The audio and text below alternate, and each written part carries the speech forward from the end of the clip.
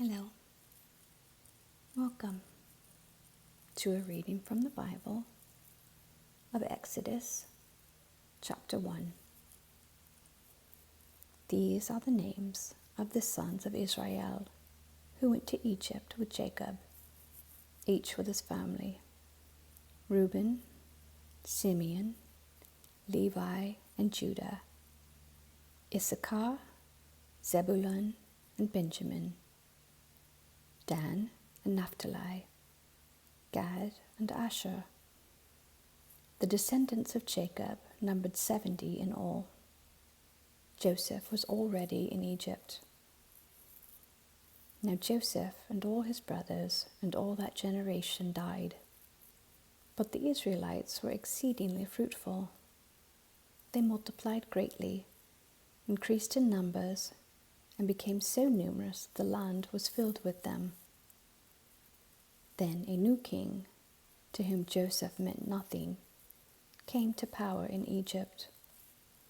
"Look," he said to his people, "the Israelites have become far too numerous for us.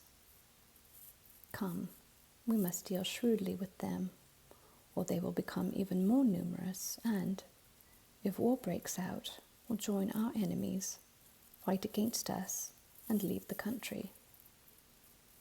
So they put slave masters over them to oppress them with forced labor. And they built Pithom and Ramses as store cities for Pharaoh. But the more they were oppressed, the more they multiplied and spread.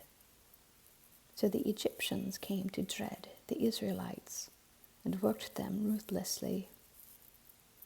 They made their lives bitter with harsh labor in brick and mortar, and with all kinds of work in the fields. In all their harsh labor, the Egyptians worked them ruthlessly. The king of Egypt said to the Hebrew midwives, whose names were Shiphrah and Puah, "When you are helping the Hebrew women during childbirth on the delivery stool, if you see that the baby is a boy, kill him. But if it is a girl, let her live."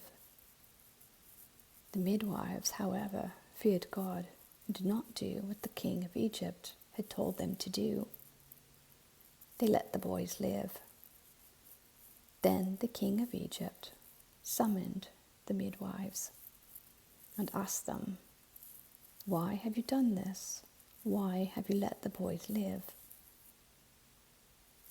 The midwives answered Pharaoh, "Hebrew women are not like Egyptian women. They are vigorous and give birth before the midwives arrive." So God was kind to the midwives, and the people increased and became even more numerous.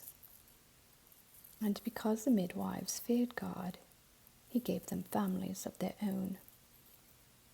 Then Pharaoh gave this order to all his people: "Every Hebrew boy that is born you must throw into the Nile, but let every girl live." Amen. Thank you for listening.